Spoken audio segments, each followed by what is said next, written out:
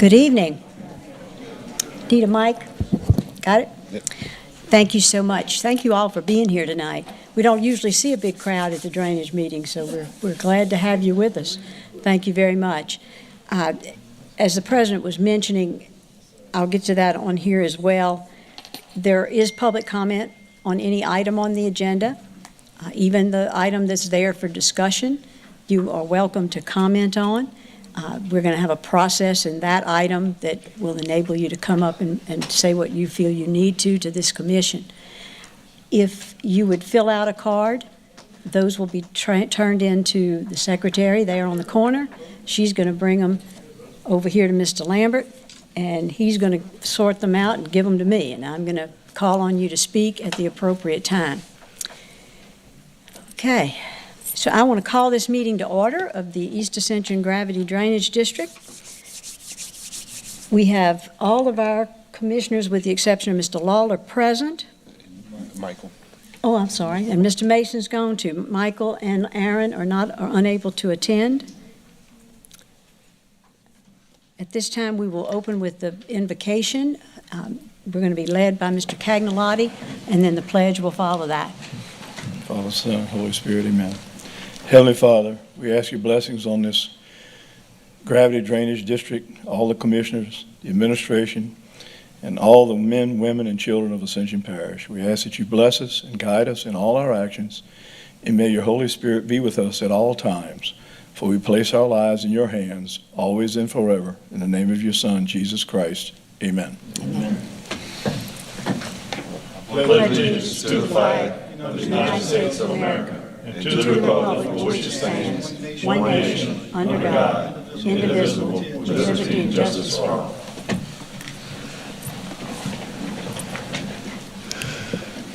There are no additions to the agenda tonight. The first item of business is the acceptance of the minutes. The chair would entertain a motion to approve the April 18th minutes. So moved. Have a motion by Mr. Melanson and a second by Mr. Cagnolotti to approve the minutes. Are there any objections? Hearing none, that motion passes. I didn't hit it hard. All right. I don't have a chairman's report, so to speak. I do want to tell you that since it's unusual for us to have a big crowd at a drainage meeting, I'll try to help you to understand how this process works. Whenever we get to your item on the agenda, Ron is going to present kind of a history of what is going on for the benefit of the commissioners so that we are educated here. Scott Bird with the city is also going to have some comment. I'll certainly ask the parish president if he has anything he wants to comment. And then at that time, as soon as those things are done, I'm going to open the floor for you to come up and speak. And I'll be calling on you from those cards. I remind everyone that that civil decorum is much appreciated.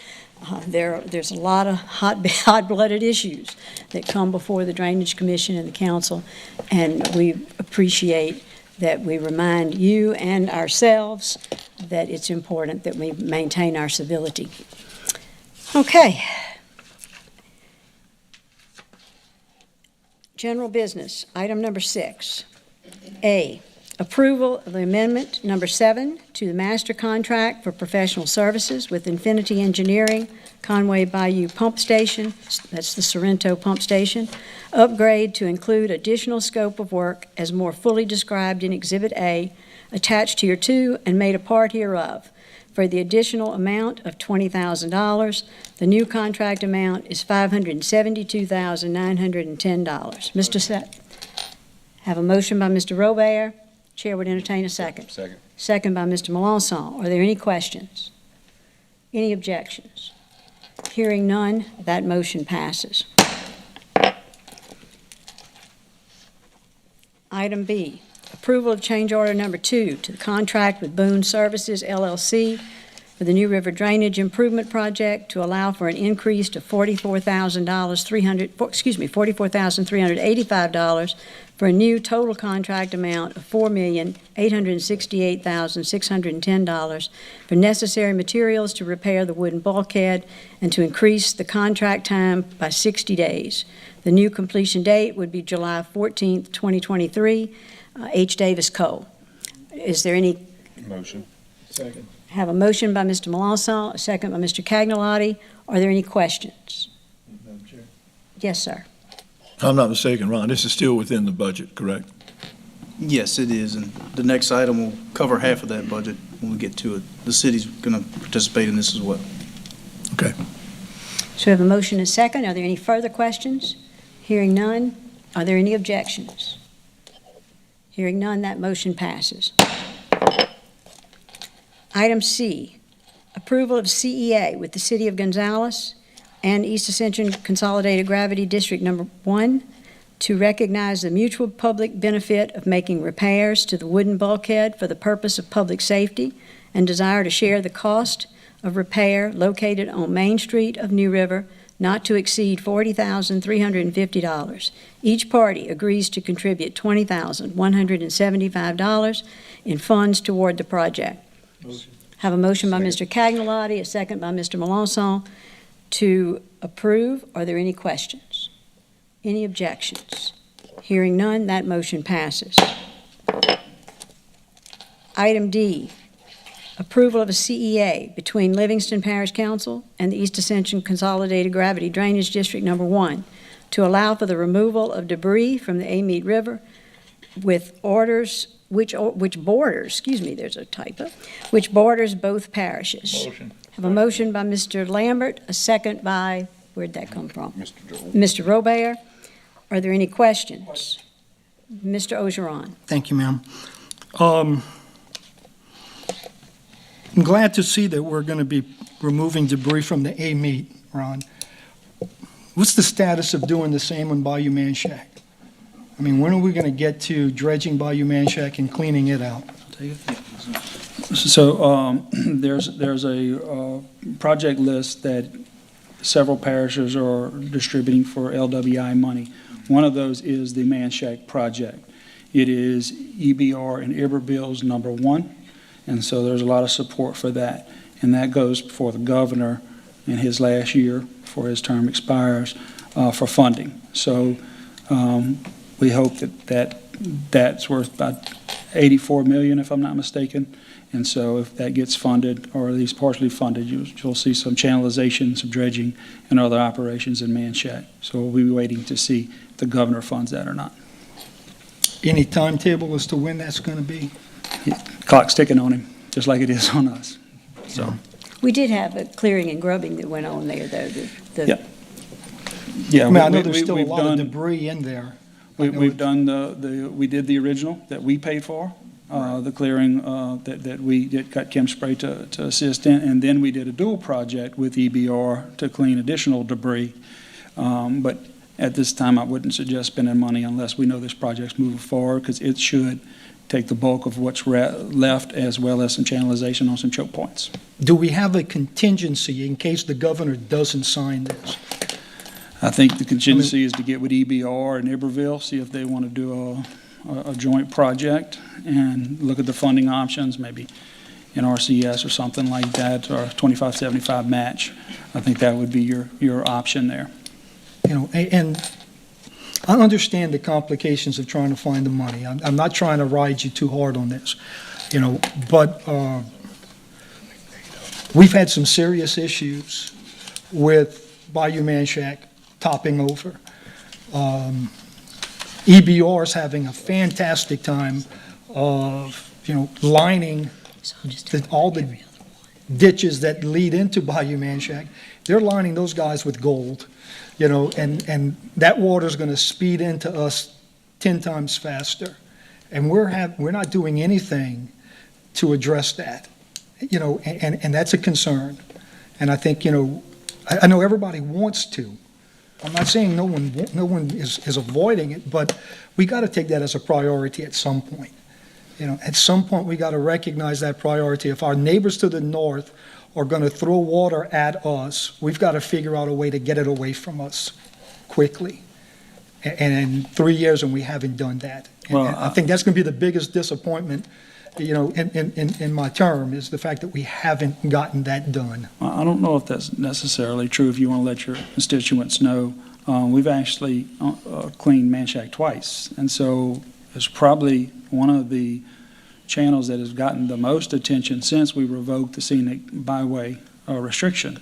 Only Panama Canal would be only similar to where we've invested, where Kim Spray has come in and removed, as well as our crews. So not only of our crews, but we could do another presentation so the constituents can see, because it's, other than Panama, it's probably one of the channels that we have spent the majority of the time on the last 3 years. And so if we... And I know that's I know that as a fact. I know we've been in there, we've pulled out branches, we've pulled out dead trees. There's no doubt about that. But I think we can all be honest in saying that that's just scratching the surface of what needs to get done in there. We need to dig it deeper. We need to clean it out more. And as you know, from where it was before 3 years ago, now with EBR increasing what they're going to send our way, we really need to be ahead of the game on them. You know, it's going to catch us, and if we don't go out there with shovels and start digging, we're going to have some major problems the next big storm that comes this way. I will say that EBR wants this project funded, and they are first in line to present it. So, as well as Iberville, and we're supportive, obviously. We're the 3 parishes involved there. So let's hope the governor funds it, and if that is the case, then all your wishes will come true. Fantastic. I'd love to ride that horse into the sunset. You got it. Thank you very much. We had a motion and a second to approve. Are there any objections? Hearing none, that motion passes. Item E, review and discussion only of the condition submittals set forth at the East Ascension Gravity Drainage District Number 1 meeting on 11/14/22 from Conway subdivision to the waiver request to section 17-508B of the drainage ordinance to be allowed to use storm drainage pumps upon the following contingencies.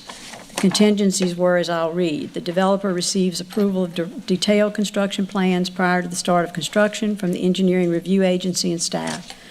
2, the developer obtains the necessary permits or proper notification from the Corps of Engineers stating that no permit is necessary.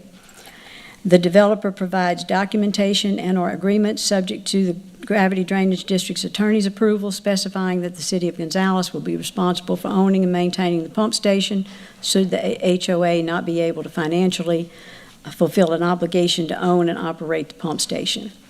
Staff approval, number 4, staff approval of an operating procedure that shows it will have no more downstream effects than what our ordinance currently allows. And number 5, Conway Development provides a financial plan for the long-term budgeting for operating and maintaining the station.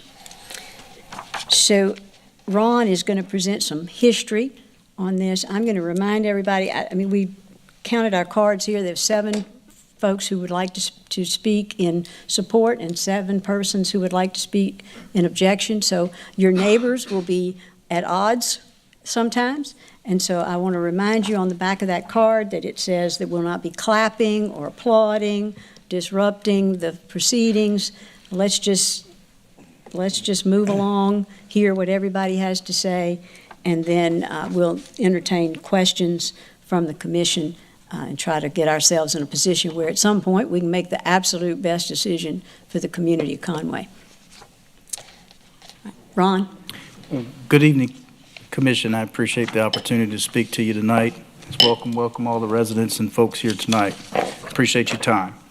So thought it'd be a good idea to give you guys an establishment of a timeline of a series of events that have happened surrounding the Conway subdivision development. So to start off with a general location overview, this site is located south of I-10, east of Highway 44, and north of Highway 941. It's bordered on the north by the Bayou Conway Canal, and on the south by Panama Canal, and to the east, Hackett Canal. So the geographic location of Conway development is right in the middle of a pretty complex watershed of the Conway Basin. And noted in the stars where we're going to reference the outfall point of conversation is right at this pond is where everything exits the Conway development. So to get back, this was originally tracts of land owned by Mr. M.P. Evans on both the north side of I-10 and on the south side where Conway is built today. One portion of the property on the north side of I-10 was purchased by a land development investment company, Delta Land.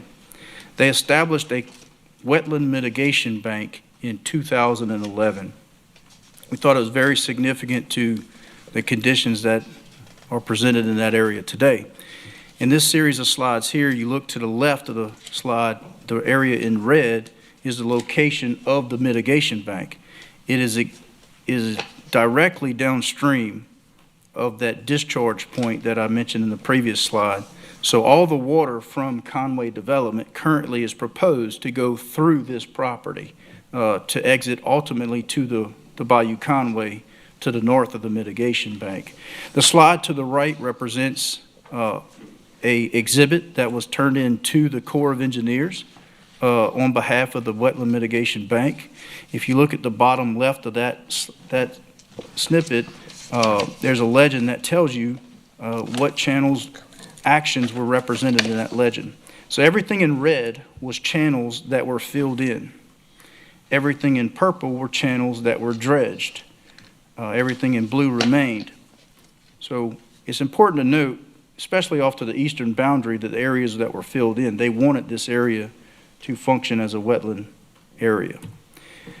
This is a very significant map that was approved and vetted by the Corps of Engineers in the process of approval of the mitigation bank. And what's significant about it is this is a LiDAR map that represents difference in elevations of the land in 2011. What's important is the star location is the same star location as the outfall of Conway subdivision. So in the LiDAR map, if you refer to the bottom legend, you can pick up the color resembles the elevation of 3 to 4 feet at the outfall location of Conway development. And hence this document is from 2011, referencing 3 to 4 foot as elevations at that outfall point. So this is just the conclusion of that report. Off to the left, you have the Chief Regulatory Branch Officer from the Corps of Engineers approving the Wetland Mitigation Bank in 2011, as well as the Delta Land representative as well in 2011. So then we fast forward in time. The tract to the south of I-10 was purchased by a developer, and in 2015, the developer submits a drainage impact study to the parish for review on behalf of the city of Gonzales. So in that process, the drainage and impact study approval was issued by the chief engineer for the parish, Darrell Primo, and acknowledges that the efforts to prepare the drainage impact study were done in accordance with the current code or the Ascension Parish Drainage Ordinance and guidelines at the time, meaning the methodology used to conduct a drainage impact study was followed by the guidance of the policy or the ordinance in place. I refer to the highlighted area in red to the right. I'll read it out. It says, please understand that this letter is not a permit approval or guarantee thereof. Any remaining items required during the permitting application process must be addressed prior to permit issuance by the city of Gonzales. So this letter or document goes out to the developer in regard to their drainage impact study. As developments in the city, this is the only process that the parish or drainage district is involved with, is the review of the drainage impact studies. Then go on to the process as it progresses. The first filing receives final construction plan approval from the city of Gonzales. Construction commences in 2016. So as that happens, you'll kind of get a little out of sequence here, but I thought it was relevant to show.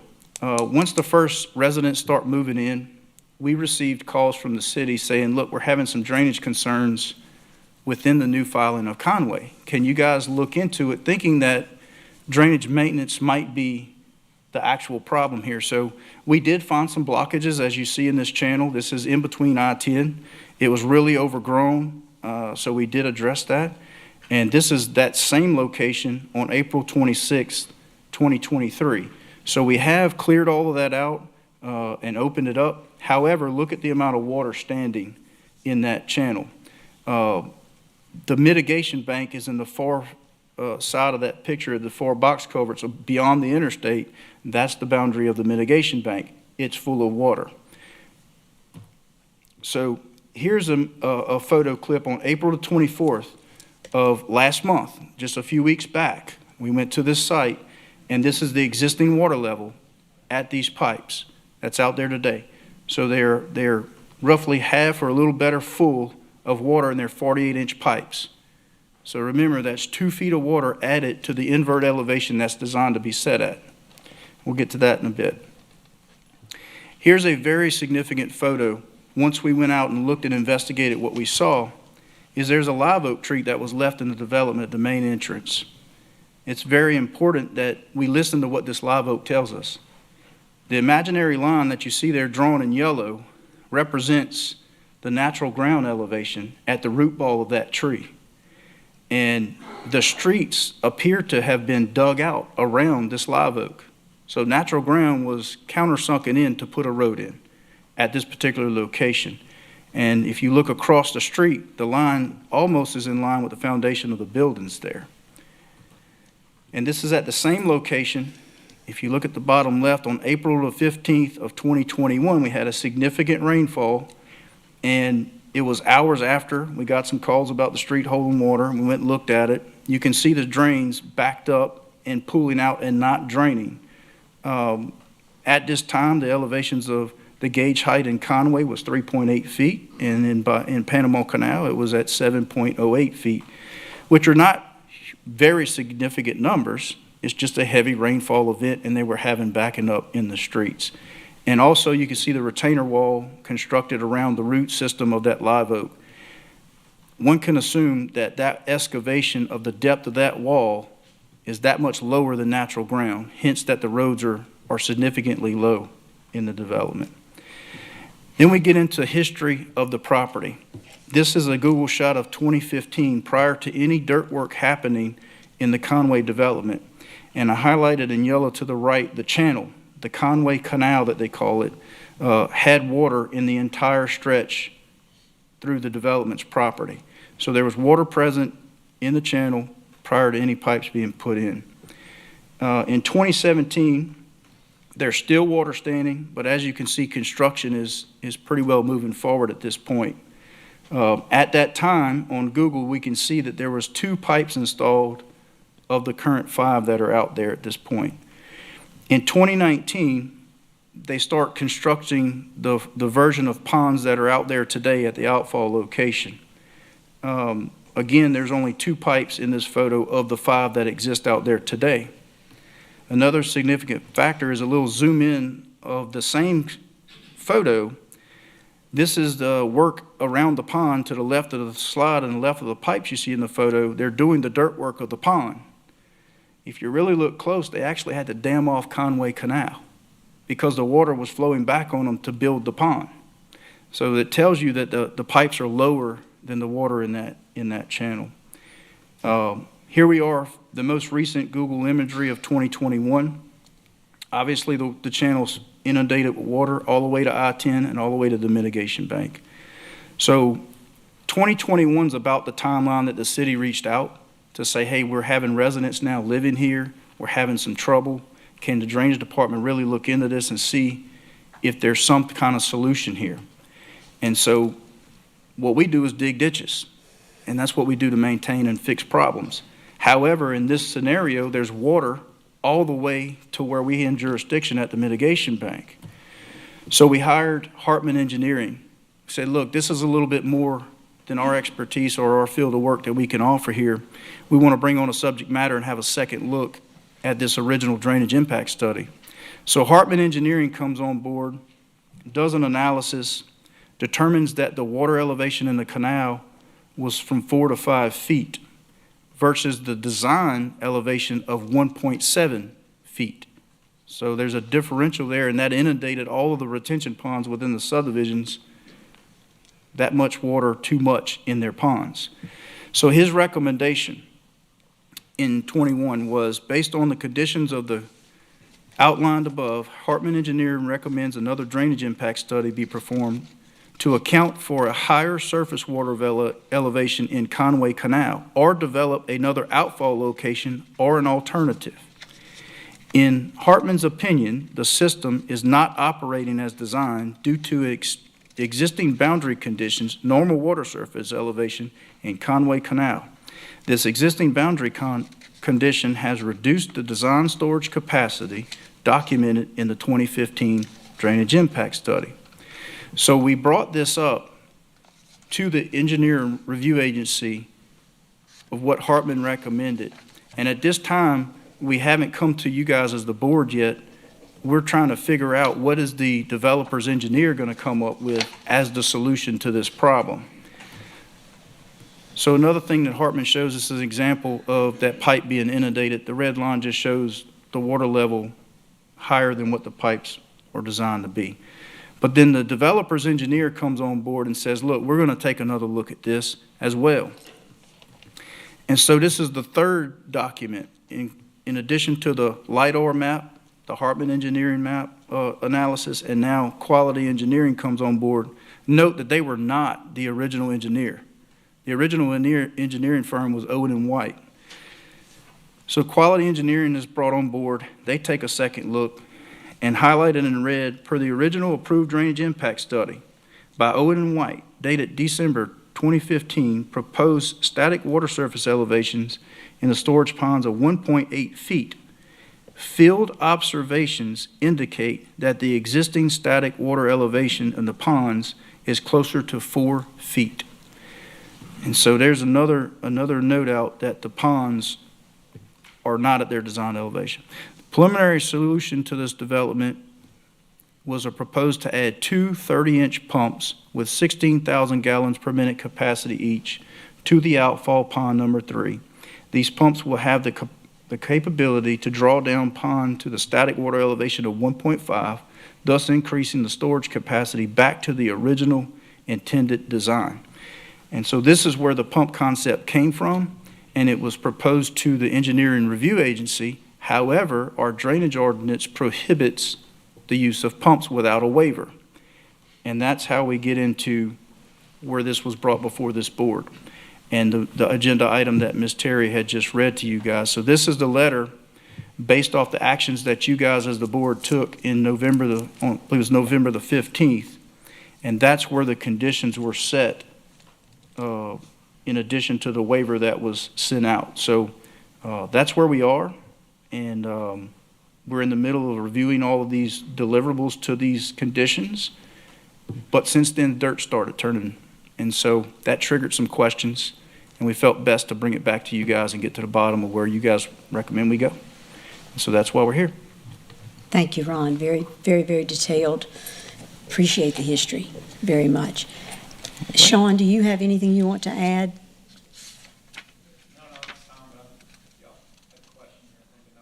Okay. Thank you. So Sean Chirow is here, guys, the ERA, so if you have questions, he's here. And at this time, we'll have Scott Bird from the city. I have a question for her. Oh, sure. Go. So Mr. Robert has a question for you. Yeah, if we could back up to I believe we hired Hartman to come on board. Okay. To look at this. You said that Hartman gave or came to the conclusion that one of the possible solutions of this would be to move the existing outfall.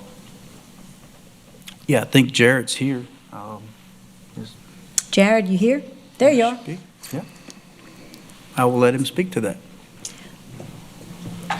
Folks, we hope we have everybody who can contribute to our knowledge of this situation. How you doing, Jared? Hi, Jared. Thank you for being here. Board.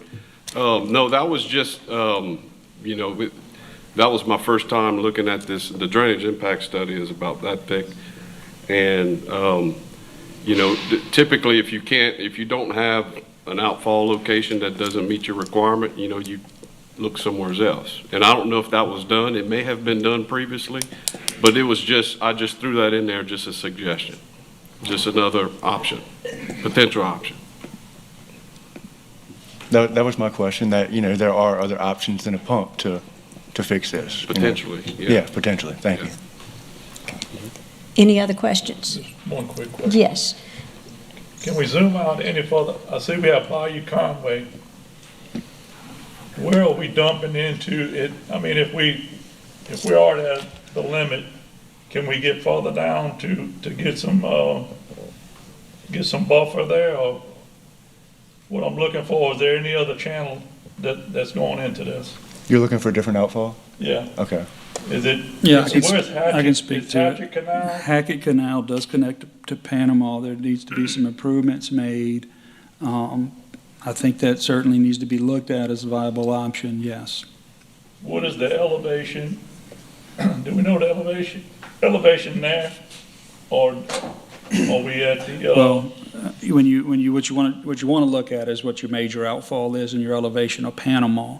As of today, it was at 1.6 on the gauge. That's about a half a foot off. So the actual elevation of Panama was roughly a little bit more than 1 foot. okay.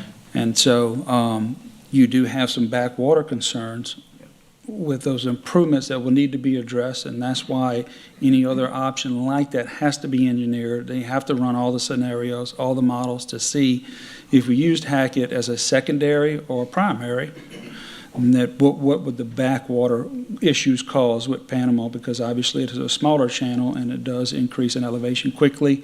And as you saw in there, it was at 7. So that means it would have been about at 6.5. And so there are some issues and some structures that would probably need to be placed to prevent backwater flooding. But nonetheless, the option needs to be looked at, yes. Thank you, Mr. Chairman. You're welcome, Mr. Lambert. Any other questions at this point? All right, thank you both. Ron, thank you so much. Jared, thank you for being here. All right, Scott. I thought I saw you there for a second. There you are. Hi, Scott. Thanks for being. There you go. Thank you so much for being here tonight. Please share with us what you think we need to Chair, understand. appreciate you. Yeah, thank you so much. And commissioners, appreciate you having us here. And the residents, of course. So the city's position is that we want to protect our residents, and I think that's a position that we all have.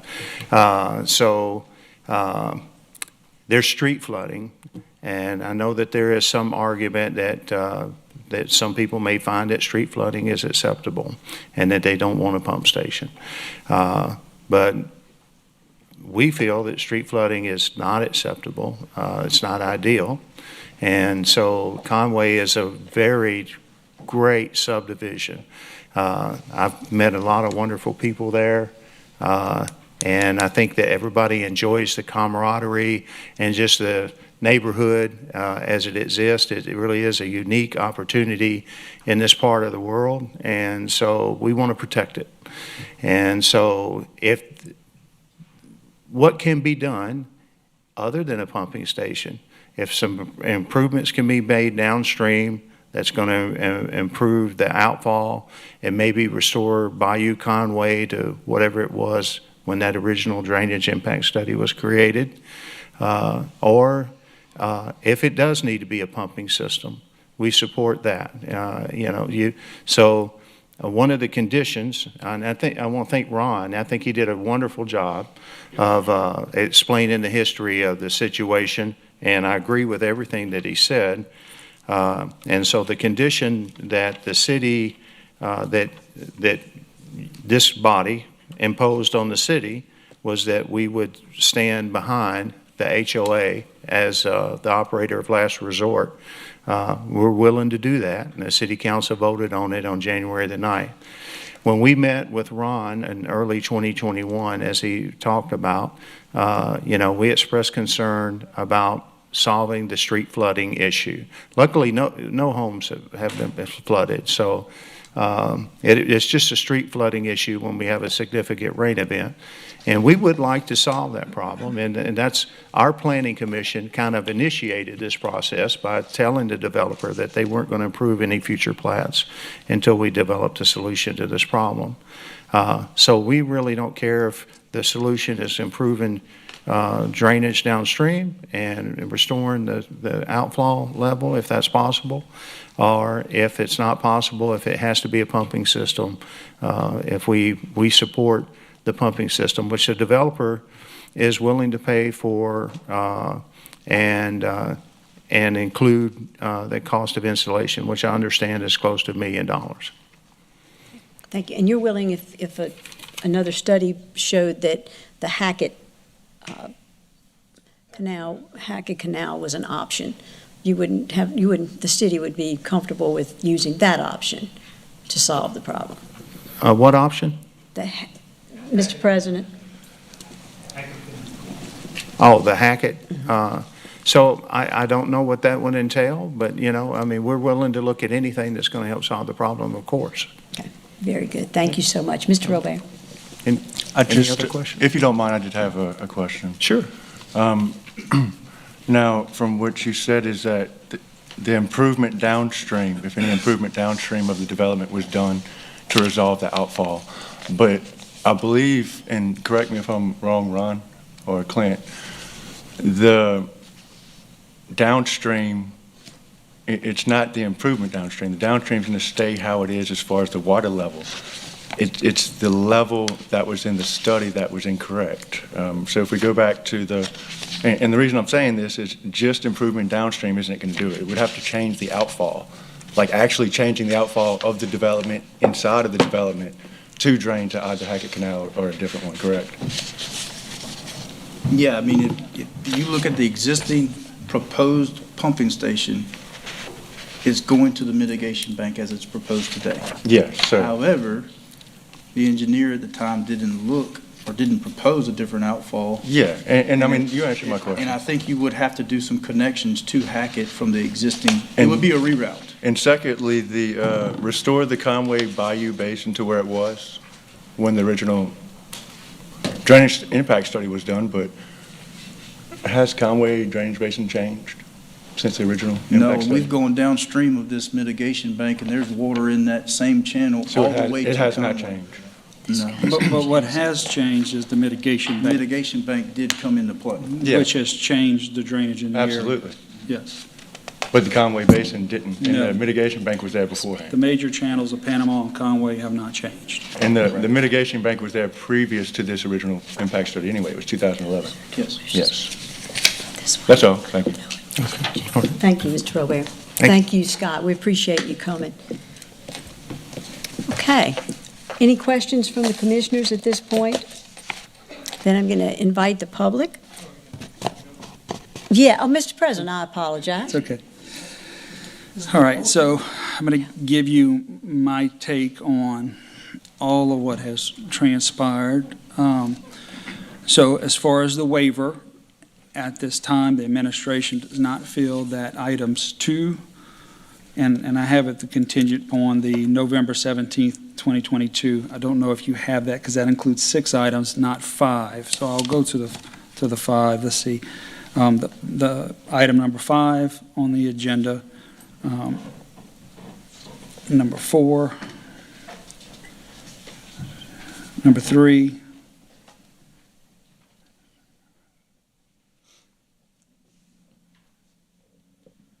and number 1 are not satisfied for the waiver to be submitted. That is our position on that. Obviously, the first filing, due to the elevation discrepancies of the outfall, in our opinion, and Hartman and everyone looking at it, was built too low. And so due to that fact, you have street flooding. I will say that the streets are designed to be the drainage structures, and then the subsurface drainage to that. So they are designed to take the water. And so oftentimes we have subdivisions that are designed this way, and you get intense rainfalls within a short period of time, you do have street flooding. In this particular case, it seems to be more extreme than others, to the situation where some residents do not want to leave because of fear of their cars stalling in the water. So the mitigation bank has created a tremendous struggle in approving downstream for which is projected to go. This is the reason why we changed our ordinances recently to ensure that developers went beyond the footprint of the development and cleaned downstream to ensure connectivity. Because this is a situation where that mitigation bank is causing a tremendous issue with downstream drainage. With that being said, that's the importance of any solution being looked at, is to see what that solution may do to that mitigation bank. We will have to have the Corps of Engineers involved because of that as an approved project of theirs. I don't think that the Corps, in my opinion, we don't have a representative here, really took into consideration this situation with the mitigation bank and it's creating a wetland there. Even today, it has tremendous, not only in the mitigation bank, but also within the development, obstructions of downstream. Panama and Conway are at appropriate levels under 2 feet right now, and you're holding 4 foot of water right outside those pipes. And so you can see that we have a problem with downstream drainage. With that being said, our position is to recommend at this time that the developer and all parties, and hopefully City of Gonzales, look at all solutions to this drainage issue and engage in conversations, as well as what a true solution for the area is before they continue to develop or create lots or anything, so that this can be put into the current plan. My fear is that this development continues and we get beyond the point of return, and so that a solution is not found for this first filing for which this error has been made. If we don't correct it now, we will lose the opportunity to mitigate it. I cannot tell you that we're going to solve it completely, because I don't believe that. I believe that the streets are too low, the drainage under subsurface is too low, but I believe that there is a possibility that another solution can be found to mitigate that and offset those impacts, hopefully, for when a major storm comes like 8316 or whatever the circumstance, and we get above 10 inches of rainfall, that we can keep water out of those structures. With that being said, that is my recommendation, not to approve this waiver at this time because the conditions for which it was approved have not been met, as well as let's look for a solution for this entire development and region, because if we don't now, we will lose the opportunity to, because just pumping into the current channel as designed, I believe, will not see the true benefit for which it will save these people, because we have not been tested yet. We have gotten smaller storms. I agree, and in the past 14 months, we've gotten some great weather compared to 20, 21, and 22. But the storm's coming. And if we don't take this opportunity now to look at every available option right now, that we would have not done our due diligence. Mr. President, I'll take this opportunity to remind you, there is no vote tonight. Correct. You know, That is correct. I just would like to state the administration's position based on what is today, what is being presented today. We appreciate that. That's the purpose of this major discussion about this issue, so that all of the commission is fully informed. And while we had scheduled a vote and decided that we all needed to be better educated before we did that. So I appreciate your remarks. Mr. Robayer has another comment. Mr. Robayer. Thank you, Chair. I just wanted to take a couple minutes and kind of put what my position was. How on about a this. couple seconds? How about like 45 seconds? All right, go. All right. Where I am on this issue. The issue lies in the development of Conway. It wasn't done correctly. The streets, yeah, I agree, streets are made to drain, but not to that extent. Whenever all of your ponds on the development are retaining water, all the time. They can't accept any water during a rainfall event. A pump is not the solution. There's a reason that we have an ordinance in this parish for a pump being a solution. Pumps fail. People don't show up. Diesel runs out. You have hurricanes. You have fuel shortages. And who wants to depend on a pump every time? We don't. There's other viable options here. We've seen that tonight, without a doubt. Let's fix this the correct way. Let's work with the city of Gonzales. Let's work with Conway Development.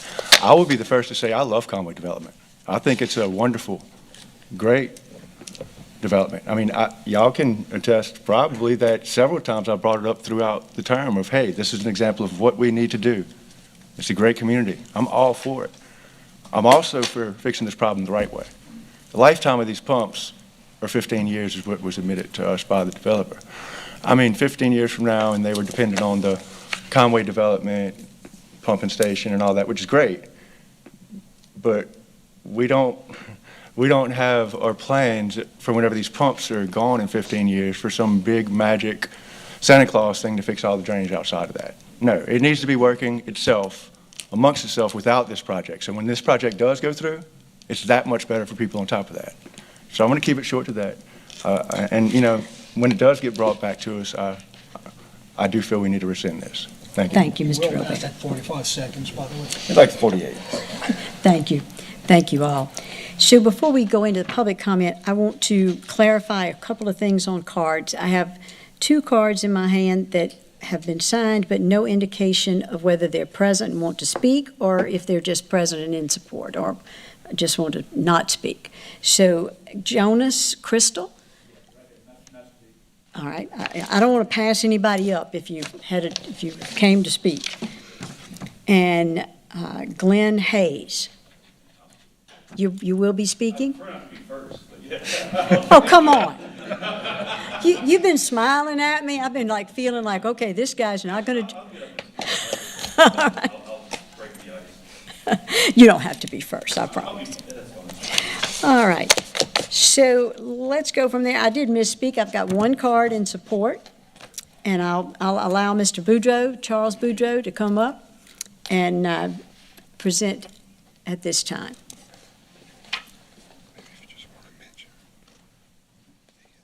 Oh, yeah. Neighbors hate me. Mr. Boudreau, you and everyone else will have 3 minutes to speak. Okay, so I did fill out a green card in support. I was in support of passing the waiver in the event that the final solution turned out to be a pumping station. The waiver would be out of the way. I don't support some of the contingencies that went along with the waiver, but the waiver itself I support. Okay, just to get it out of the way. And then I realize you're not voting tonight. Ron, your presentation was awesome. It gave us a lot of good engineering data that I didn't know before.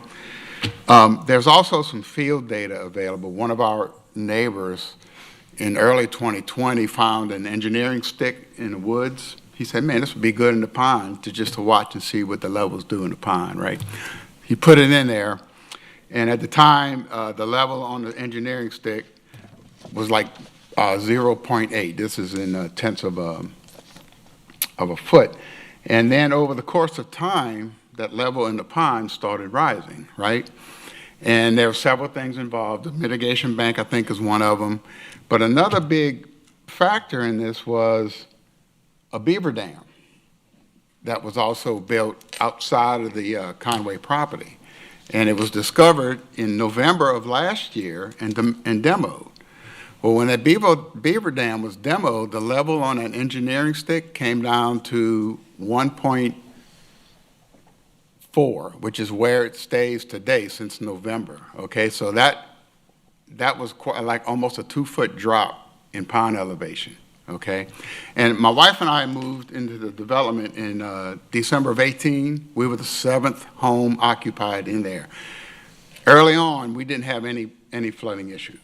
Okay, not even street flooding. And but after the beaver dam was built, then we started having the issues. And I think it was first noticed early 2020, and that's when the city and everybody got involved in trying to determine what was going on. So, but since the beaver dam has been demoed and the pond levels have dropped, we have not been tested. We have not had that big rain like we had in September the 9th, I believe it was, of 2022, where the actual entranceway of our development had water on the streets, which had never happened before. Okay, so we haven't been tested there, and nobody's house is flooded. So I moved here from St. Charles Parish. I lived there 65 years, and that whole 65 years we were protected by a pump and never had any issues. So it is doable if it's necessary, but I like the idea of trying to find some other solutions to this, if there are other solutions. So thank you. Thank you so much, Mr. Bourget. Glenn Hayes. Hi, Glenn, welcome. Thank you for being here. Hi, thanks for having us here to voice our comments. And thank you for the information in the presentation. It was helpful. Just a few comments, and I know I filled out a red card, but I'm kind of differing ideas on that. But We need a yellow one. exactly, right? Or, something neutral. So we've gotten some mixed information regarding the plans and the developers' plans and then the Army Corps of Engineers. So from what your presentation said, that the Army put the mitigation bank in 2011, correct? And then our plan by the developer was approved in 2015. My question is, how was that not caught? Why was there no investigation into that plan to say, wait a minute, this doesn't work? If it's going to be blocked by this, which essentially is a dam from what I can see, why was that not caught? Why was it allowed to continue? Why were we sold houses in a neighborhood? Granted, our houses aren't flooding. The streets do, but it's not just, okay, there's a heavy rain, because I live in the reserve. I'm the neighborhood next door. But it's not just, okay, it rained hard, there's water in the street for a couple hours. There's been rains where it's been 2-3 days and the water level has maybe dropped that much. So it's a pretty significant issue. And it's not every street, every part of the street, it's just certain areas. So why that was allowed to pass and be developed, I don't know. I know the gentleman said, well, it met our standards as far as how it was done, but maybe actually review the plan to see whether it fits. Now, as far as the actual pumps, I'm not against a pump per se. What I'm against is the HOA being on the hook for any maintenance or any, in 15 years, it cost $1 million to put in the pump now. Who's to say what that cost is going to be in 10 to 15 years? The way inflation is going right now, it may be $5 million. And what HOA has that amount of money to put towards maintenance and rebuilding and reinstalling pumps? So if there's another way to do this, or if there's a way that the pump can be installed and the HOA is not on the hook for it, I'm all for it. I mean, I want our neighborhoods to be as nice as they can be. I love living here. I love my neighbors. I love my house.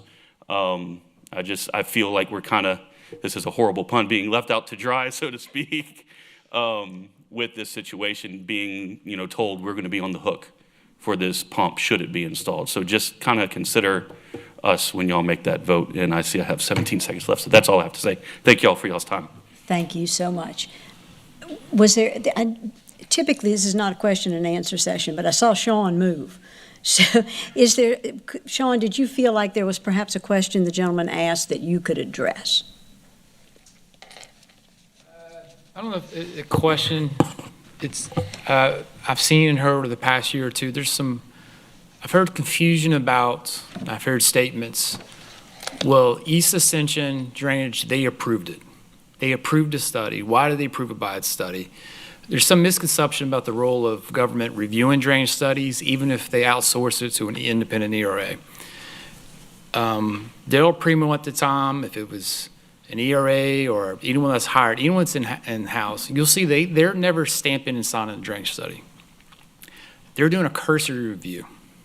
Some parishes don't even fully review it. They just rely on the engineer that stamps and signs. As long as you're licensed in the state, you are taking complete ownership. If something happens, they're coming after you, not the reviewer. The reviewer doesn't have the field investigations. We wouldn't hire it. Imagine if you hired a parish employee to go and review and study and survey and everything, the liability that you have for the benefit of someone else.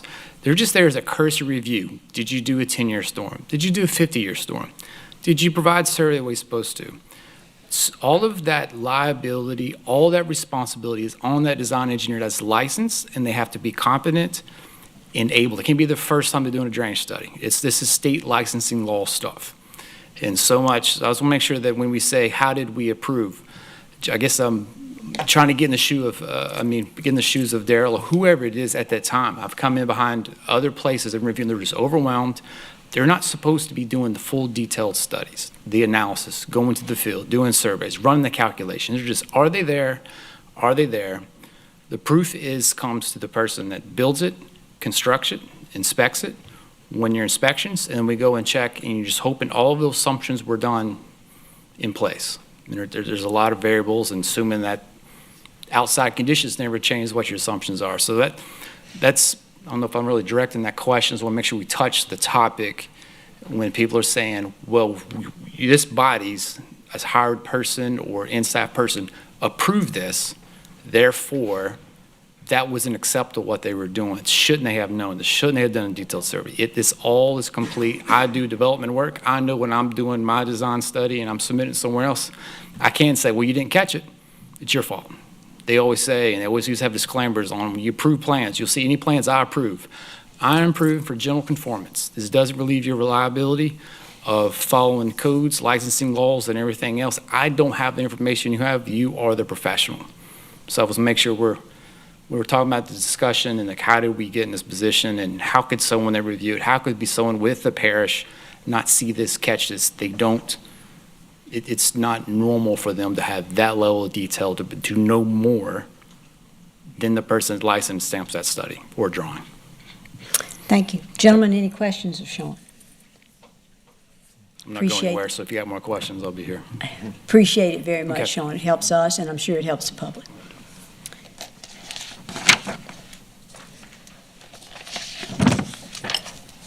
David Gatz.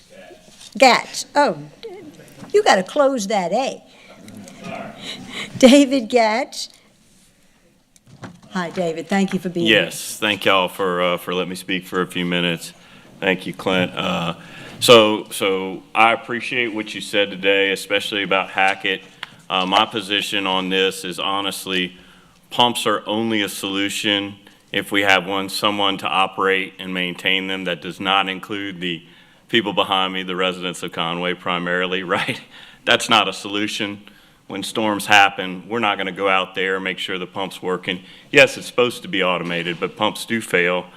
And Glenn brought up a lot of good points about that, so I'm not going to rehash that.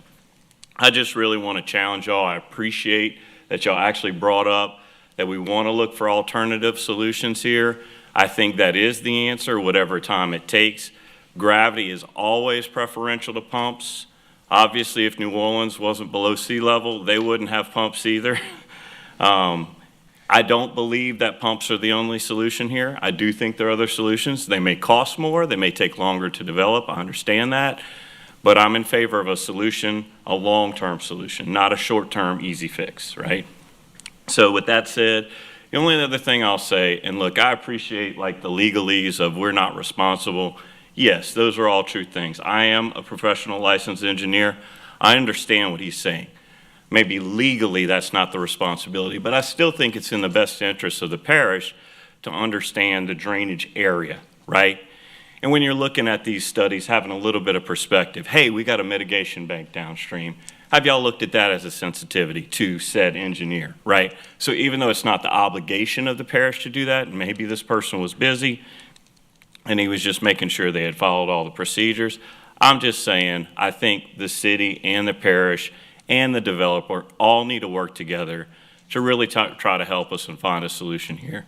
I mean, I don't want to sound I don't know. We do pay taxes, right, for drainage. And I think a lot of the residents in the community feel like those taxes should go towards someone trying to help us here. I understand there's a lot of community needs. Y'all are trying to juggle things and prioritize things, but I do appreciate bringing up possible solutions outside of just the developer puts in a pump, he's out of here, and we're on the hook for everything. So that's really all I have to say. Thank you so much. Thank you. Glenn Urso.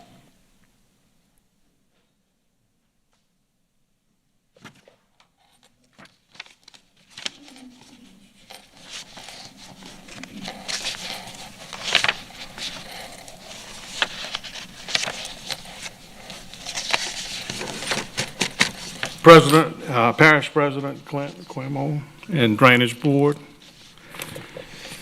I prepared a lengthy 3-page document to speak tonight, but thank you, Clint. I believe you said it all. Thank you for your recommendation to look for other alternate solutions besides pumps.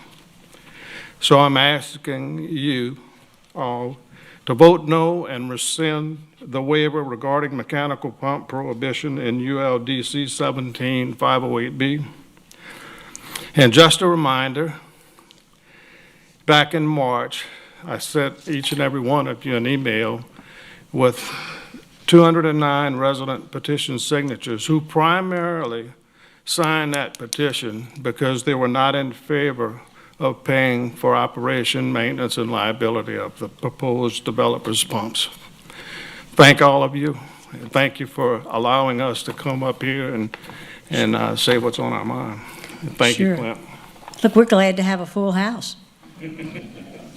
We're glad to have a full house. It's wonderful. Thank you so much. And a full house of very nice people. We've had a full house of not so nice people. Yeah. So these are Conway people. They're nice people. Thank you all so much. Thank you, Mr. Urso. Mark Beeson.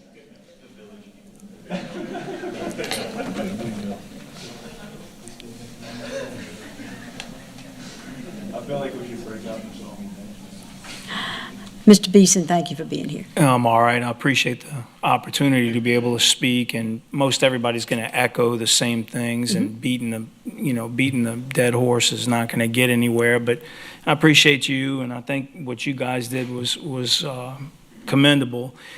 I'm an old school teacher, and I coached for 30 years, and I grew up in Orleans and Jefferson Parish, so I've seen plenty of floods. It flooded my house 4 different times. I got 5 brothers and 2 sisters, and my dad never hired anybody. We built our house 4 times. I don't believe pumps work all that good. I'm sure the man from St. Bernard was protected by a pump in some sense. And these 2 gentlemen kind of is where I'm at. I'm on my second life, my second wife, and my second career. I moved here to work for Motion. I make a pretty good living, and I live in a really nice house in a really nice neighborhood that I picked because it was nice. And I chose it, and I'm at a position now where, like he said, with taxes, I'm making $1, but I'm paying city, parish, state, and federal people almost 36 cents on every $1 I make. So I expect you, as a body, to hold somebody accountable for a mistake. I don't care how it was. I coached a bunch of kids, high school and college, in 30 years. When a kid made a mistake, I did boys and girls. So I'm all across the gender deal. When a kid made a mistake, I held him accountable. We had a set of rules. If you didn't follow the rules, you sat on the bench. The bench was an incredible motivator. The kid automatically straightened up if he wanted to play. You guys are a body of power that can help the people in both Conways. You wouldn't have a problem. And I'm not a millionaire, and I certainly can't even smell the word billionaire, but these guys that own this property, and I don't care who they are, I don't have anything against them personally, I don't really care who they are, but they developed this place, and they sold you guys a bill of goods saying this is fixed, it's going to work, and it doesn't work.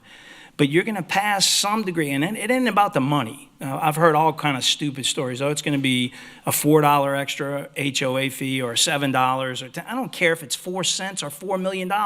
It's unfair, and the world ain't fair, so I don't expect fair every day. But for you to pass that on to any homeowner at any Conway level to pay for a pump and the operation of a pump or any kind of, you word it or phrase it or quantify it any way you want. Oh, well, when the pump fails, the city's going to take, I don't care about all that. That's ridiculous. You guys can hold the developer accountable and find a way to fix this. And if the only way in the world was a pump, I guess I'd say okay, but I don't think it is. And I think you guys have the power to do that as a parish government, city government, and the drainage. Thank you. Ron O'Rourke.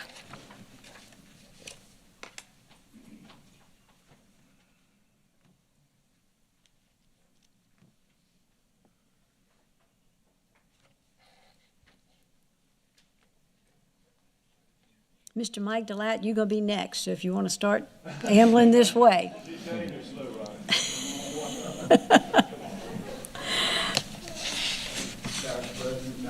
And commissioners. It's not a question whether we want a pump or not. The question is that we want the drainage that we were promised and actually that we paid for. Now, we know what the developer's going to do, $1 million for this pump, supposedly last 15 years. Then we're on the hook, the HOA, which is all of us, for the expense of approximately $40,000 per year. However, we have never seen a sheet from the manufacturer saying this is what it would cost. This was not presented to us. And I think it's important that our HOA meets with us, which Jeff Valley is a representative, and tells us this is what we need to keep these pumps going, to keep the drainage working. Has never been done, all right? Pumps do fail. And I know this for a fact. My wife and I moved from Jefferson Parish. We grew up in Orleans Parish. We know about pumps. Now, our subdivision was 8 blocks from a major pump station. I'm talking 6 to 8 pumps there. And why did we flood in Katrina? Because the pump operators were across the lake. The parish president thought it was safer for them to be across the lake. So we flooded in Katrina. So if there's nobody to flip a switch or make sure these pumps are working, you are going to flood. These other rain events are one thing, but when you get to a major rain event, it can be catastrophic for everybody. So I think we need to keep that in mind when we're talking about pumps. The other thing is, why are we paying from disbursements from our HOA for the errors made by the developers? I mean, this really boils me. They should take care of this because they're the ones who made the error. All we did was paid our good money, built our houses, and tried to be good citizens. You see the turnout, so we have a good representation. We're all good friends.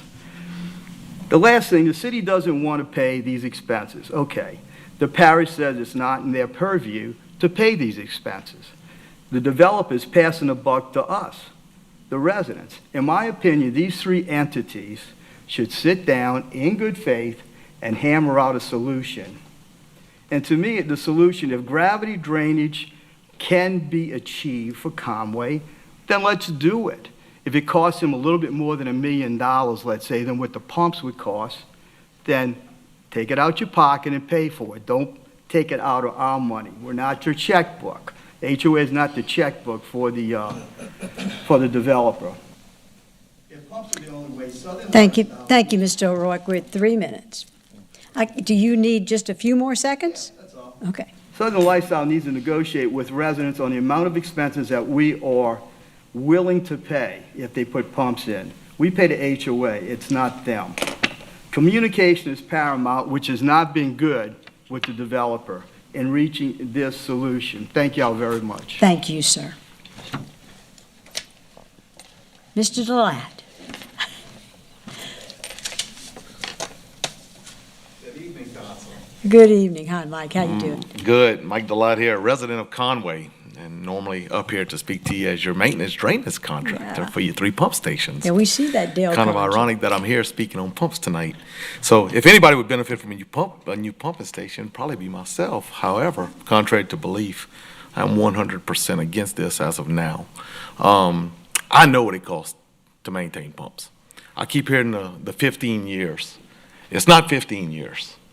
I spent my whole day reading and looking over it, and I actually went to the culverts today and drove out there because this is what I do for a living. And looked at it, and then I got to thinking about, your warranty on a pump is 1 year. That's what you get out of a pump.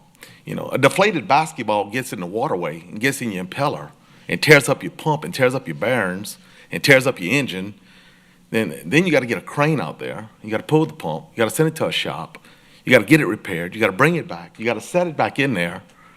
That's not 15 years. After 1 year, you're responsible for it. That's it.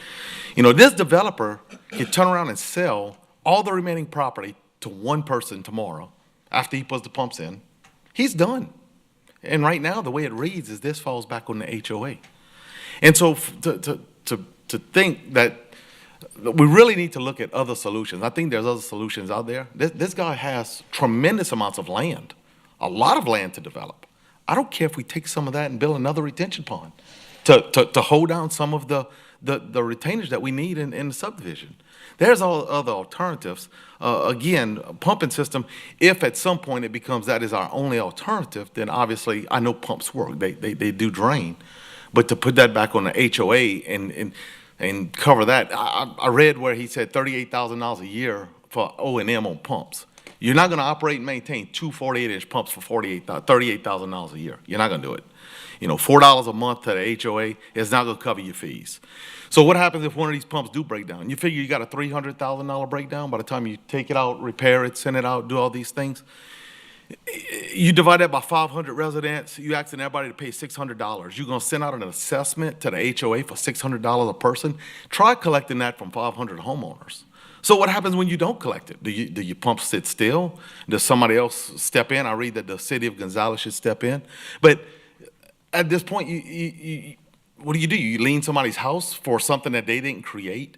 So I think that I agree with everyone in here and everyone that's spoken so far, and Ron did a great job, and I had a lot of notes here, but he covered all that today in his presentation.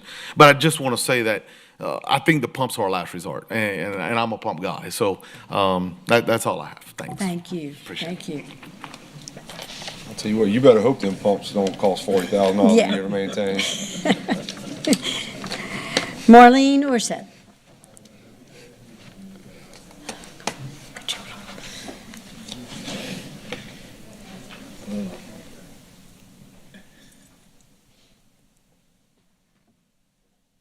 Hi, Ms. Marlene. Hi. Thank you for being with us. Thank y'all for giving us the opportunity to speak. Absolutely. Everybody said pretty much everything already that we're thinking, but we're very concerned for Conway's future, and we've invested heavily in this community. We love it. We love our people, and we hope that the city, the parish, and the developer can come together and solve this problem. Thank you. Thank you. We do too. Jan O'Rourke.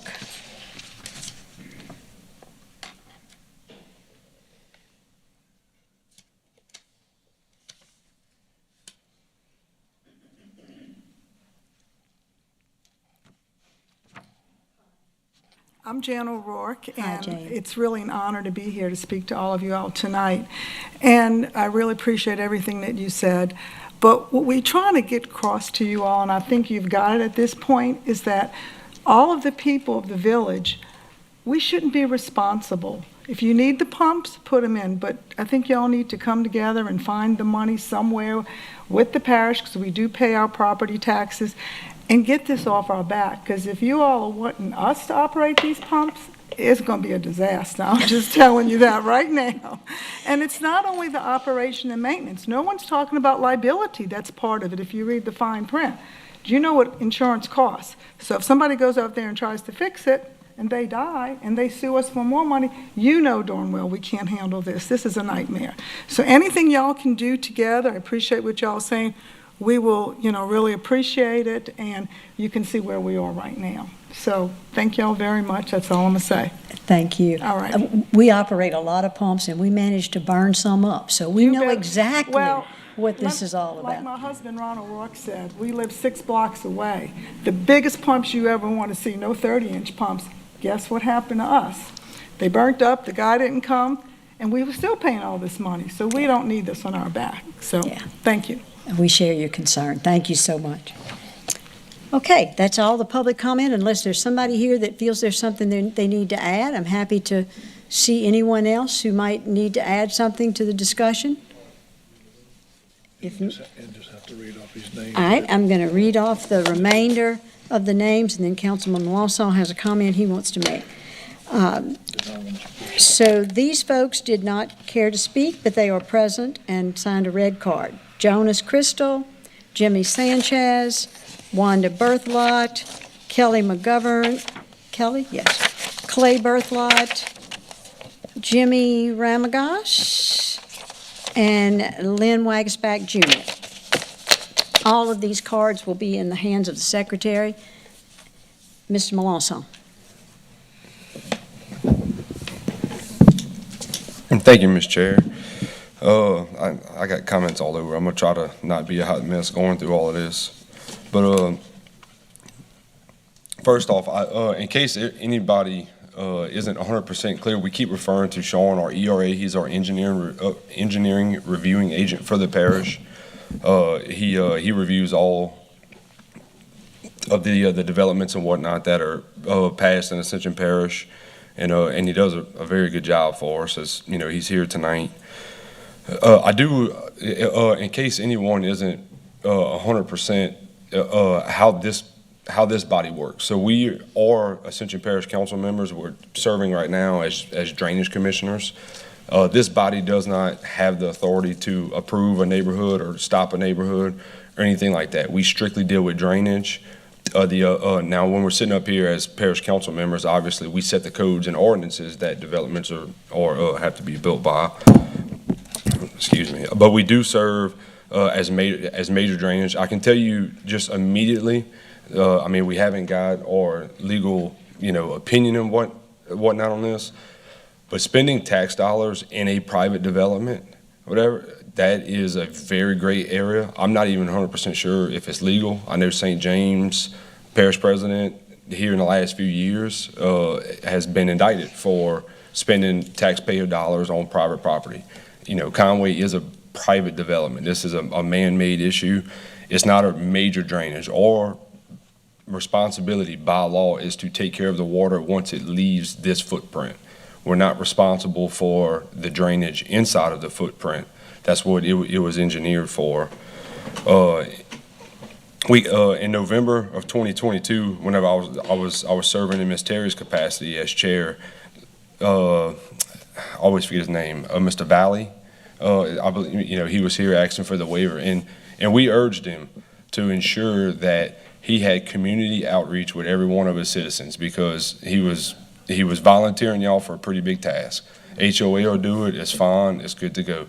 And we urged him. I mean, I think it was the last thing I said at that meeting. Ensure that your HOA is informed. Make sure that they're on board, because whenever he leaves, it's on y'all. I don't know if anybody had watched that meeting from November of 2022. And something else I want to touch on is that this body also cannot stop further development within this neighborhood. I know, I think in the last few months, phases 3 and 4 have been passed. Our waiver has nothing to do with that. I know, has phase 3 and 4 not been officially passed yet? Right, there's some earth moving, going on over there, but we do not have that authority either, to stop that.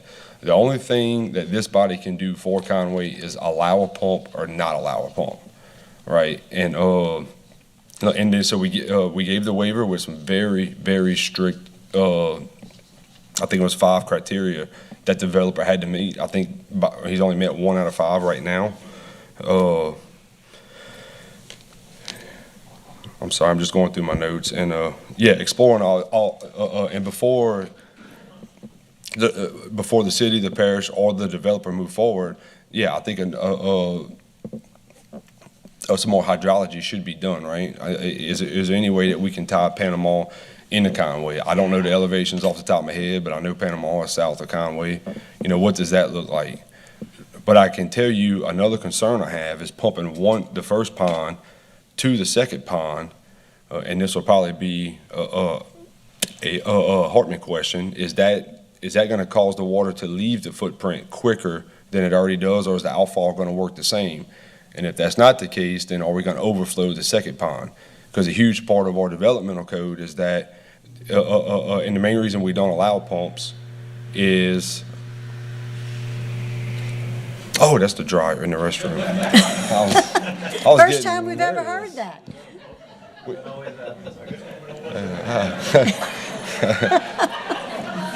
The pump just burned up. Yeah. Well, she know. Yeah, Has she been hiding in the bathroom? that's it. Congratulations on good hygiene. Yes.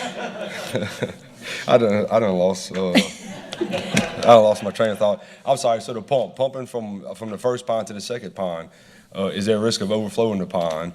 And those 48-inch culverts, I know they're mostly full right now, but if we're filling that second one quicker than the gravity is right now, we also have to take all the residents on Brittany Tower, on Brittany Street in Sorrento, on Cluad Road.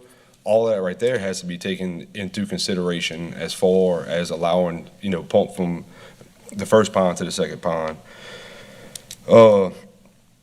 So all of that, just to kind of sum up, I am 100% on board. Let's let our developer, let's get them to do some more homework. Let's see if we can gravity drain in a better area.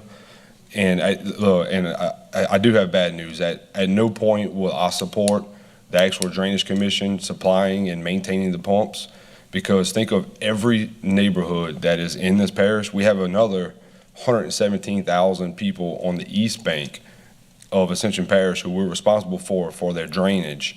And if we start supplying, pumps and all this to every neighborhood, I mean, it's just as far as the finances go, it'll never add up. We have hundreds of miles of canals that we have to dredge now. We have thousands of miles of roadside ditches, and it's everything we can do to try to keep up right now, not taking on individual neighborhoods. But I'm 100% on board with the developer, urging the developer to find a gravity drainage, solution in the future. And look, and I do feel for y'all. Y'all have a beautiful neighborhood, so I can imagine, it is frustrating. I have some coworkers sitting out there, and so I hear about it a lot. So, and that's just my comments for now. Thank y'all. Any other comments, gentlemen? Questions? Mr. Lambert. Yeah, and this will be some of the stuff for the staff. Mr. M.P. Evans is a good guy, but there's a lot of pipelines that leave that subdivision and cross the interstate, crosses many properties. Our challenge is going to be when we start looking out. We know how hard it is now to get a pipeline lowered because we've been dealing with these roundabouts, and it's no fun. It's going to be a hard decision you're going to have to make. You say you're not going to support a pump, but if you can't get the lines lowered, you're going to have to get the water out some kind of way. But you're not going to be able to just look at this one spot. You're going to have to look at all outlets, and let's face it, there's a lot of pipelines that come through that property there, and we know how hard it is to work with trying to get something lowered. So it's just going to be a challenge for all of us. So this is not an easy fix. Thank you, Mr. Lambert. Mr. President, if you'll allow me for just a second. Mr. Cagnolati also has a comment, but I'm going to take a chair's privilege here. I'm so pleased to see all the effort that has gone in to solving this problem. Engineers have been hired, reviews have been done, meetings have been held. I hope that the citizens of Conway know that everybody wants to help you solve this problem. We don't want you to have water in your streets, nor do we want you to have water ever in your homes. And we're going, for us, it's a matter of, do we extend a waiver to the rules that we have made for bidding pumps? And so at that point, if it ever comes to that, I mean, my hope is that this is solved in the staff and then the administration, between the administration of Ascension Parish and the city of Gonzales, and that this is resolved there and it never has to come back here for a vote. But I assure you that if it becomes necessary, it will come back here for a vote. And we will do what we need to do to protect our citizens. It won't be that we'll be taking on the responsibility for it, because as the former chair explained very thoroughly, inside your subdivision is not the issue, is not an issue for the parish. It's major drainage is what we're responsible for. So outside of your subdivision, the city's going to have to, you're going to have to go see Scott and talk to him. I knew you'd appreciate that, Scott. And what you'll be looking to us for is simply a waiver that would allow you to have that pump. Mr. Cagnolati. Thank you, Madam Chair. I heard some good comments tonight. I'm enthused about what the possibilities are. I think the neighborhood showing up in force sends a message. I'm enthused about the possibility of an alternative drainage for the subdivision as opposed to the current situation. I'm concerned about the timeline, that how long will that take? And in the meantime, if the pumps are a solution to keep these people from having disaster, maybe that's a temporary fix until they can do the alternative. I don't know. A lot of questions. There's a lot of, like I said, information that's going around, rumors, that the developer said he'll install the pumps and maintain them for a period of time. What period of time that is, I don't know. But if that is a solution that will keep these people from flooding, maybe that's something that we should look at for now and make a commitment to have something, if there is an alternative, put a deadline on when we got to make that decision and how we can go forward with it. Thank you, Madam Chair. That's it. I appreciate your comments, Mr. Cagnolati. Thank you very much. Anyone else have anything they feel like they need to say? Any questions, Mr. President? Anybody else before I get started? No? Look, you got 3 minutes over there. Okay. I'm kidding. I just asked my colleagues and the commissioners, let's not box ourselves in with statements. This is a very fluid thing, and when I look at drainage, I tend to look in the future as well as the present. So I don't want to box ourselves in with making statements that we may find something that works. And I just don't want to paint ourselves into a box and say, well, this is not an option because of this, because I said this or whatever. So let's look at the options first. Let's see what's on the table, and let's just keep an open mind on the possibilities that may exist. Everything must be vetted. Everything looks downstream for impacts, upstream as well. But I just don't want to box ourselves in and making statements like I will never support this or never support that, because when I tend to look at things, I look at things beyond, and I look at things in regions, and there may be some solutions. I don't know, but I tend to look that way. So I just don't want to box ourselves in with making certain statements that we won't support this or won't support that until we've looked at all available options. That's all I ask, is to keep an open mind. Thank you. Absolutely. Thank you, Mr. President. Any other comments? Then we are moving on to item number 7, which is the drainage report. HNTB's ADAPT program. Is Mr. John Monson here? Excuse me, Ms. Terry. Yes. John had an emergency come up. He's not going to be here tonight. Oh, I'm so sorry. Then we can pass on that item. Yes, ma'am. Oh, I can't believe y'all all don't want to stay. We were having so much fun. Yeah, wait. Thank y'all so much for being with us.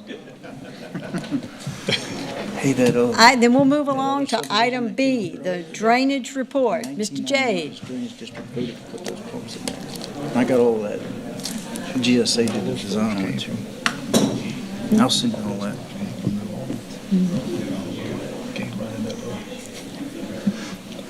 Oh. Jade, thank you for being here tonight. 3 minutes. Hey, it's my job not to flood you, so we're not going to do it tonight. So, there we go. Thank you.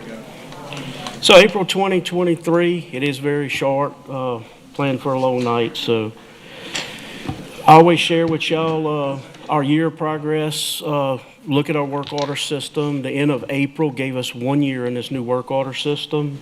So we've completed 1,088 work orders within that year from April to April. Proud of my crews. I think last month, if you look, we were 53%, up from 48%.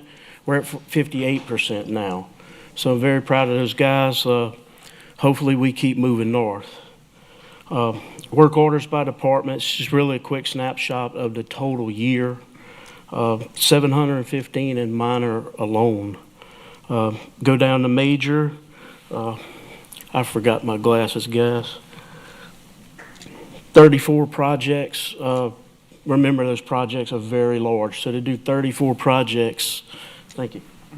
34 projects within a year's time, you know, with 3 small crews is very, very huge in a parish like this where water sets.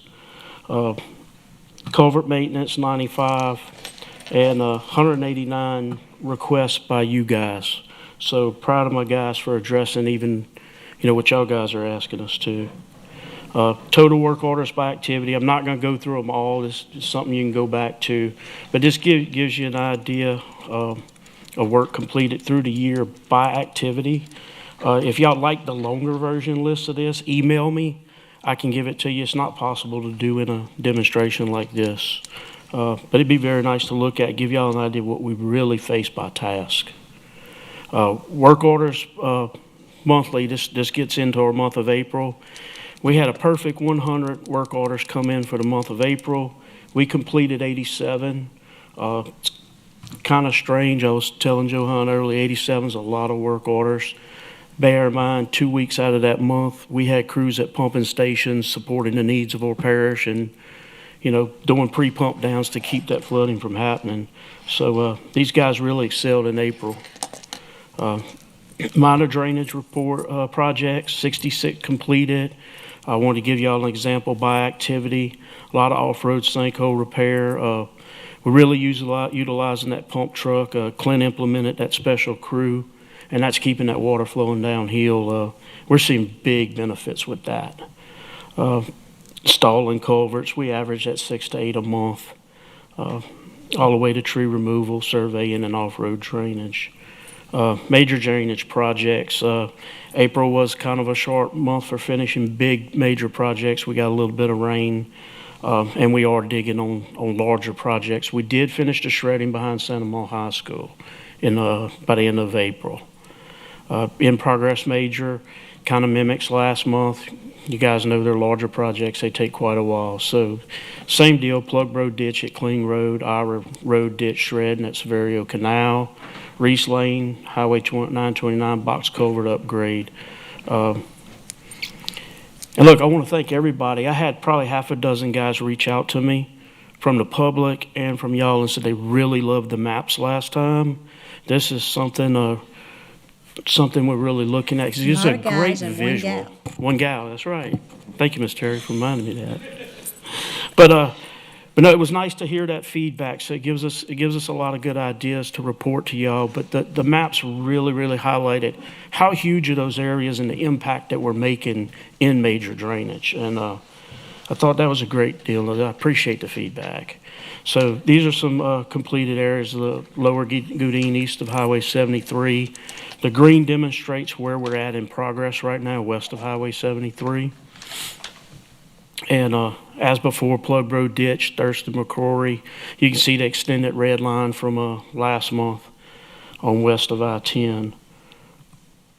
Also, this is the progression that we made on the Ira Road lateral shredding in progress. We added a good 20% to that line in the last 2 weeks in that red area.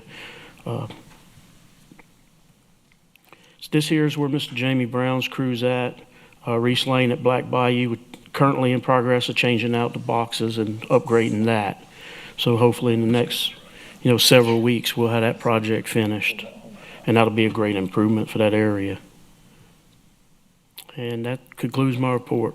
Jade, I have a question. I've been watching for a year now. I appreciate everything you're giving us. But we're doing 53 to 58% of the orders that come in. Yes, ma'am. after a year, I'm gonna tell you, if, in my work, if I was only getting half my work done every year, at the end of the year, I'd have to figure out what I need to do to up that. Sure. It sounds to me like we need to be getting 75 or 80% of our work done.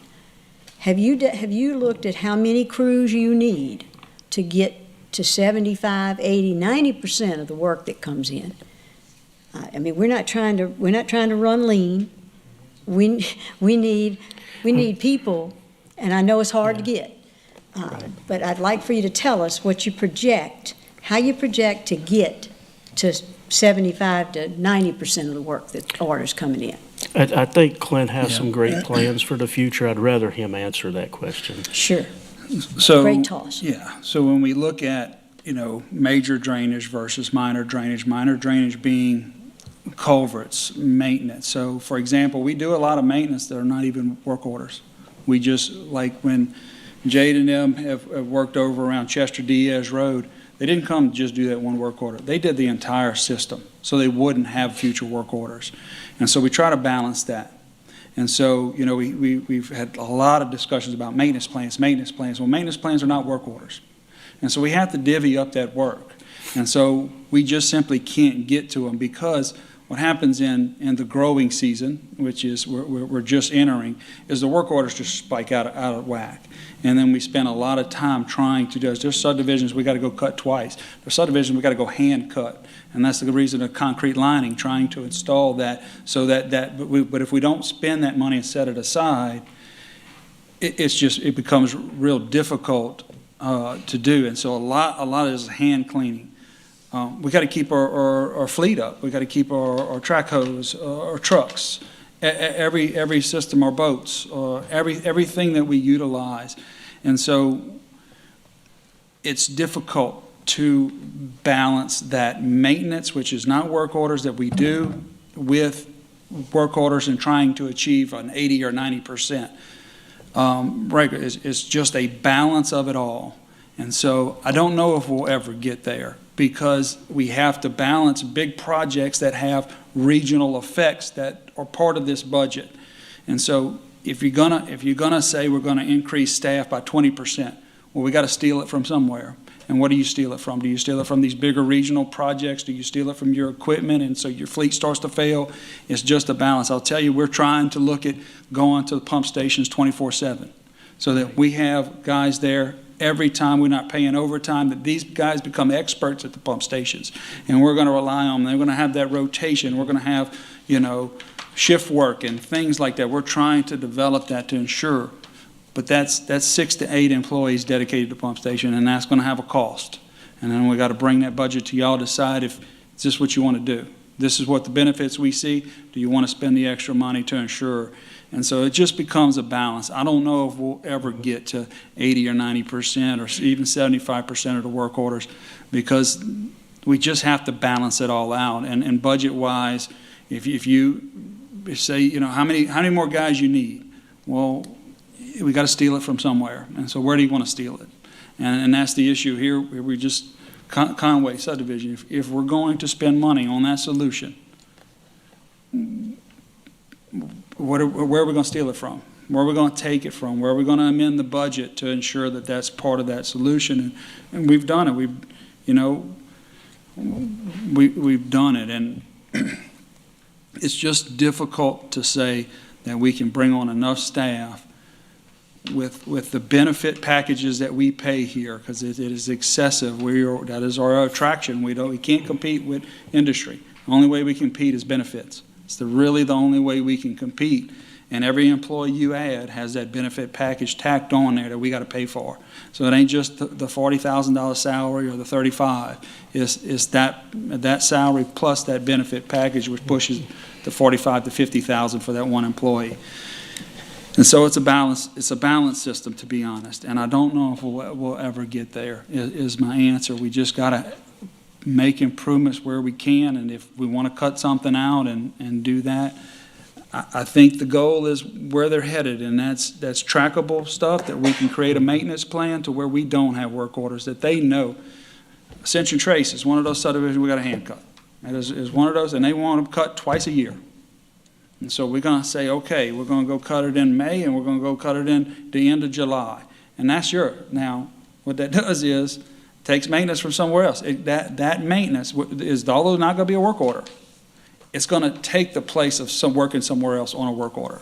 And that's the issue with maintenance that we know we're going to do every year, and the labor that's going to take to do it versus how many work orders we get completed. And so it's just a balance between those two as we develop more of a maintenance system that takes away work orders. It's just going to be difficult, and that's not an easy answer for you. I was hoping I could. I have a comment to add. Look, I appreciate your candor, Mr. President. I really I do do. I too. think that there's nothing wrong with saying, we're not going to get there. Not under the circumstances, and to be able to explain to the public why. Because I think every year, every month, when you see, well, we did 58% of them, people want to say, well, why didn't you do more than that? I'd like to add to what Clint was saying. We're working on this currently right now with pumping stations. So you take a pumping station and you go in an event, and let's just say this week alone, we're pre-pumped down because the weather, you see it could, New Orleans popped up, had 4 inches of rain in 2 hours. I think someone told me that when I walked in. And I'm like, wow, we got a half an inch. But we had to be prepared for that.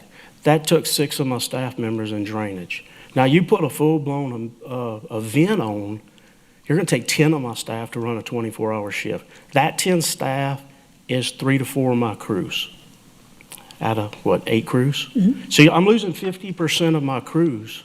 So you take a year like 2021 with all of the flood events we went through there, take the year of the hurricane, you do all of that catching up in 2022, and then you're looking at a work order system that is putting in for basic maintenance on top of the projects, the hurricane, the pumping stations. Johan's going to give you a great example of what it costs to really bring those percentages up. We hired a whole different staff, which was called Lifehouse. So now they go in and they do all this cleaning, all this stuff that Clint was saying. That come with an extreme price tag. But we're seeing great, great benefits. But we have to find the money for it, and we certainly have to bulk up on staff. And I'm like Clint. I think you're going to have to take baby steps.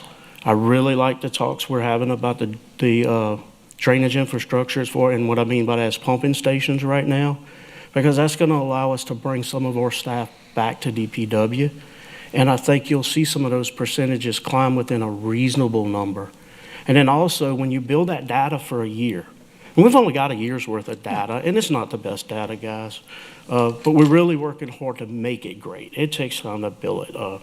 We were talking to professionals this year that's been on this, and these guys were saying 8 to 10 years to really build that data. But once you get that data in there, and we're able to go back to a maintenance-driven and get away from it, then you'll see the percentage rates go up. That's the whole concept of all this Goudin digging. You're taking all that work off the plate for 5 years plus. So, but Johan's going to give you a great example, of the cost factor. And y'all, and I want to thank y'all. Y'all heavily invested in it, and this guy's really going to prove it with data how it worked. But to do that in drainage, bear in mind just a simple work order could be a week versus a simple work order for these guys can be a day, because they're all large projects.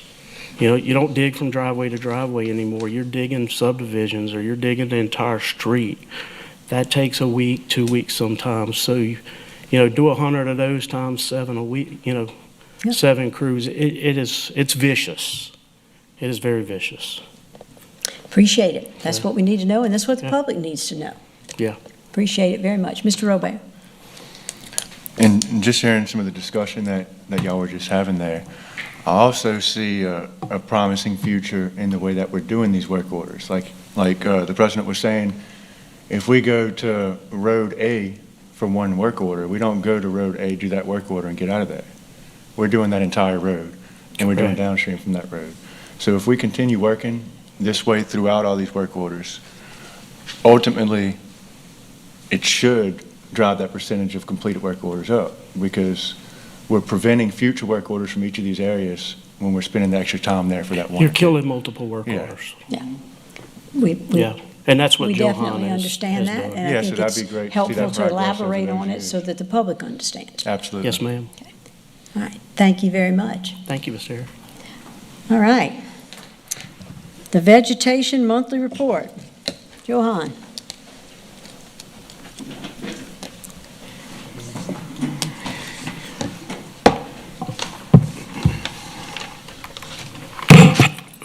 Good afternoon, everyone.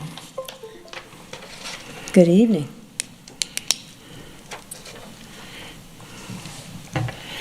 All right, here we go. So thanks to Jade for the shout out of what I'm leading into. Give y'all an update real quick on our state highway contract.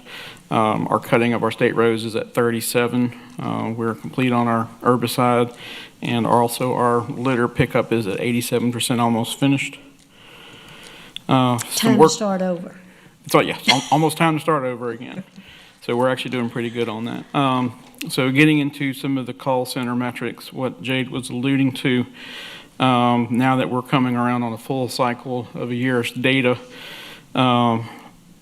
this time last year, in April of 2022, we were receiving 92 in that month.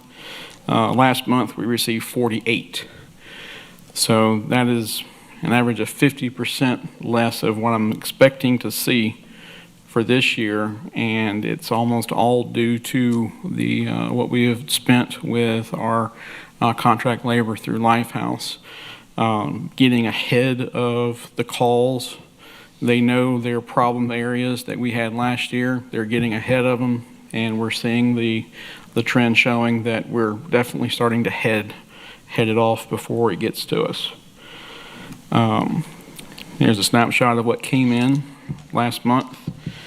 You can see that the hand cleaning and servitudes was about 50% of everything else that came in.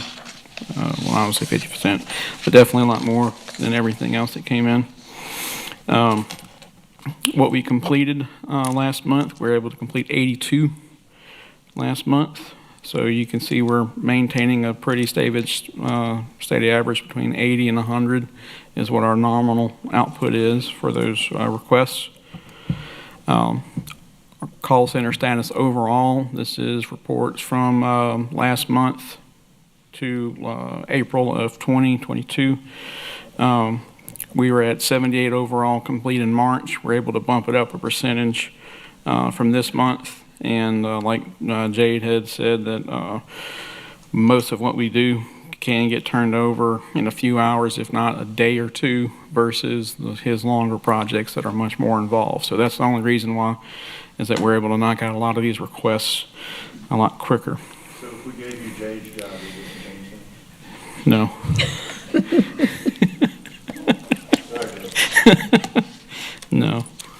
No, unfortunately. I mean, the slides would look different, but that's about it. Thank you. Just our internal work orders that we're working. Internal is what we see and do as preventative, and what we're establishing as maintenance cycles as we're working out throughout the parish.